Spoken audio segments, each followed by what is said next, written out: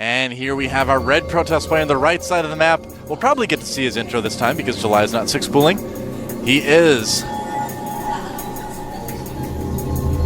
one and only.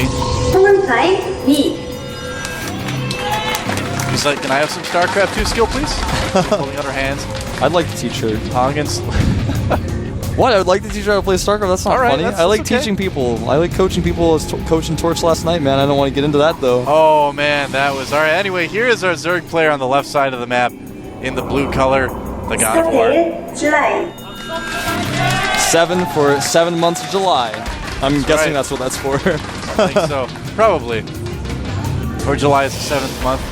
What the... Huh? It's like... intense, man. I don't know. It's like the guy from Queen, but it's like a... It's like the guy from Dynasty Warriors riding a Zergling. Yeah. That's actually one of the only things that could make Dynasty Warriors cooler. Thank you. I love those games, man. Lu Bu has crossed the center bridge. I actually used to play that game sometimes, too. A game that's very similar to that I played was called Mystic Heroes. It's a very niche game. You know what it is, I guess. Yeah. You're just that cool, but I think most people probably won't know what that game is. I really enjoyed it. I didn't play it a whole lot, but the main characters used to always say, "Leave the scrubs for me." My friend and I always love to make jokes about that. Nexus first from HongUn, and July with a regular old Speedling expand.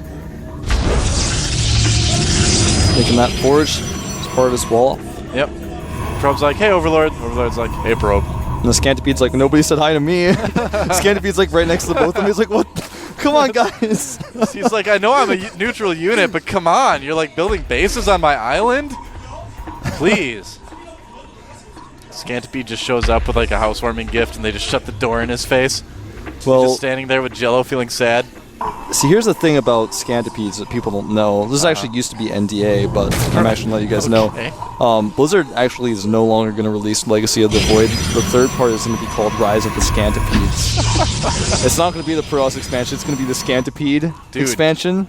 The Blizzard killer cyber robots are going to come through the house, come through the window of the GOM house tonight. Oh, that's a fast roach run for July. Yeah, that is really fast. In fact, that's he's going to be doing the. He's probably going to make about 3 to 7 roaches, depending on what he feels like. You know, July. Yeah.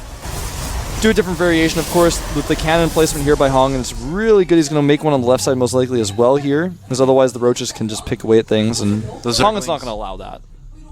We'll see. Nice block by July so that HongUn can't really see, can't go in there and see the Roach Warren. July has this way of making things work, you know? I mean, he takes things that other Zergs are like, no, this doesn't work. And July's like, yeah, it does. And then he makes it work.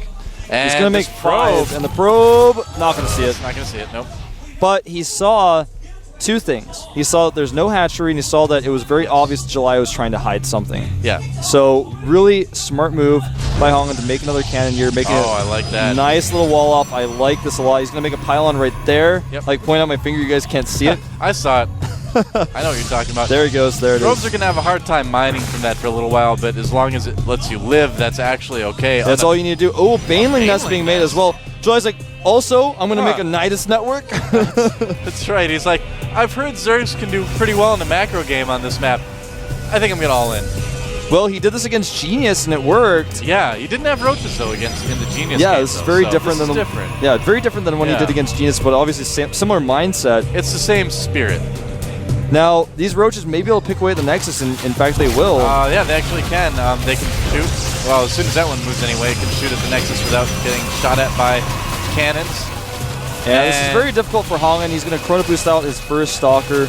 Probes are like, I want to try repairing the Nexus, so it didn't work. I'm just going to get more minerals. Now, remember, though, even though July can kill this Nexus, the game doesn't end here if he kills the Nexus. Well, and July Stargate being made, ooh. Well, that's the thing, is July still doesn't have a hatchery, so... But what July does have is a Baneling nest, and that Nexus will fall. Roaches. Yeah, once that's going to be a big hole in that wall. The Banelings are going to come right through it. Oh boy. Slow roaches against Stalkers can be kited, but with only one Stalker, it's very difficult to do so. Oh man, I think July's actually just about to win this game. He might, man. It's a miracle. Here come the Banelings. Oh! And he's not going to be able to wall it off in time. Look at that. July Zerg, the God of War. Wow. GG. Wow. And there you have it. There you have it, man. July just said, well, I don't want to play long games. I'm kind of busy tonight. It's like, why would I want to play a long game when I can just kill him immediately? Well, HongUn almost walled it off. If he had reacted faster, it would have been better. Do you guys remember a game? If you guys think back to a game or a series where HongUn fought against Fruit Dealer, I think it was Open Season 2, maybe it was 3. Fruit Dealer did a crazy all-in. HongUn made like a maze of gateways like really quickly. Do you remember that? He was just making all these gateways. That's what he wanted to do. Game. But July's like, I'm not giving you time like Fruit Dealer. I'm just going to go for it now.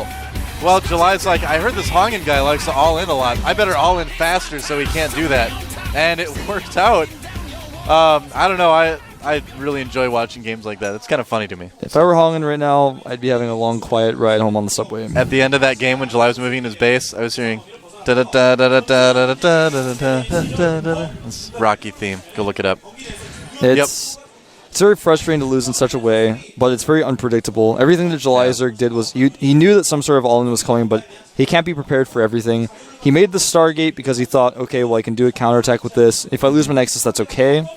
And, he made the Stalkers as well, but I don't know. It's tough to say what he could have done better. And here comes the God of War himself walking down, right there, getting cheers of the crowd. Yep. And July, I mean, that's the thing, is that he'll change things around just a little bit to make it work. He's like, well, I know HongUn's not going to be expecting Banelings after I roach rush him on one base, so I'm going to do that. Rightly so, he figured out that he could kill the Nexus without really taking any shots from where the cannons generally would be. And then once the Nexus is gone, it's a wide open spot for Lings, Banelings, and Roaches to run right in there. Yeah. So smart play by July Zerg, too, on that. Yeah, July just did everything very well with that as well executed. Yeah. He hit it, and then went Banelings on top of all of that.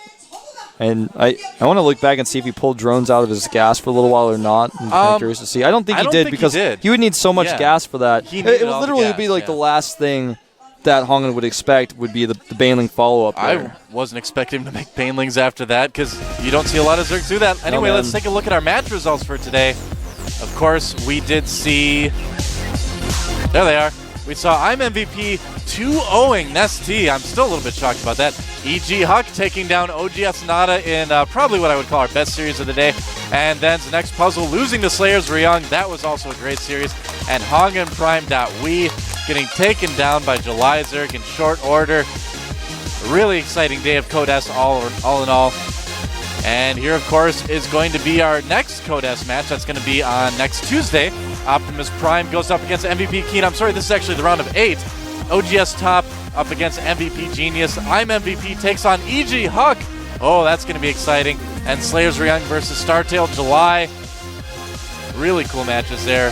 Huck is going to have to fight off fatigue in a big way to come right back from MLG and go up against probably the best Terran in the world right now. I mean, keep in mind, man, taking out Nada was not easy, but taking out MVP might be even more difficult. Yeah, if Huck takes out MVP, that would be astounding. If Ryung takes out July, that would be astounding. If Keen takes out Optimus, that would be astounding.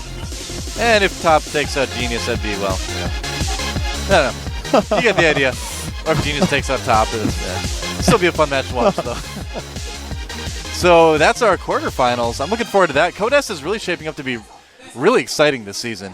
Yeah, it really is. It's one of the best Code S seasons in recent memory that I can think of. Well, it's just that we've finally gotten to that point where there are no bad players left, and we're just we're just kind of in this point where every game ends up being a epic matchup. It's like every player has also developed this story, you know? Yeah, they have. Everyone kind of has a story in the GSL at this point. I mean, even players who have barely been in Code S, like Ryung, have a story because you had a story in the Team League and in Code A. So all these stories are developing, and I'm just so excited, man. It's just developing very quickly and very, very well. Yeah, there's a lot of drama that's starting behind the scenes too, and definitely tweet at us about the Team League too. Yeah, because the Team League is a really awesome thing. Show your support to GOMTV. Go tweet at them at GOMTV. You can tweet at me drama. At FXO Wolf. You can tweet at him at DOA-SC. Yep. So tweet about the Team League. So speaking of the Team League, we've got F United versus Prime, Slayers versus OGS.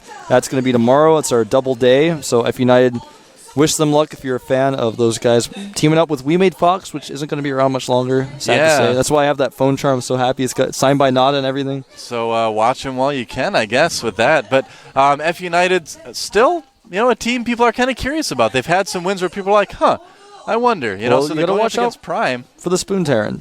That's right. Spoon Terran. Thorzan's played really well. And there, of course, is Twitter we were talking about that a little bit earlier.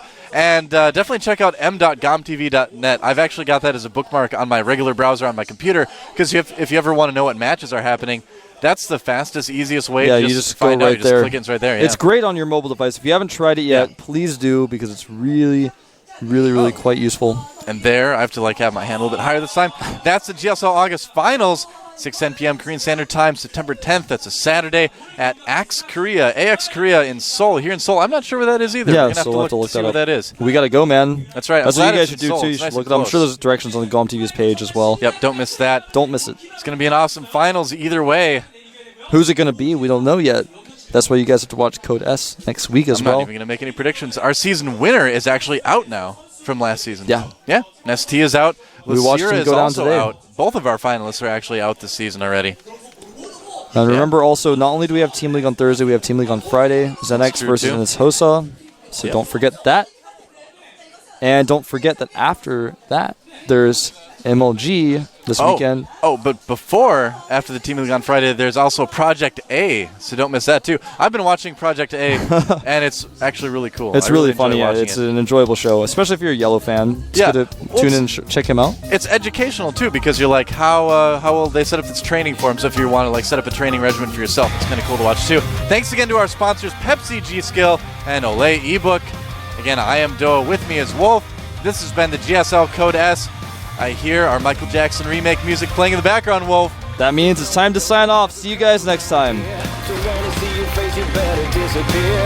The fire's in your eyes and the words are reading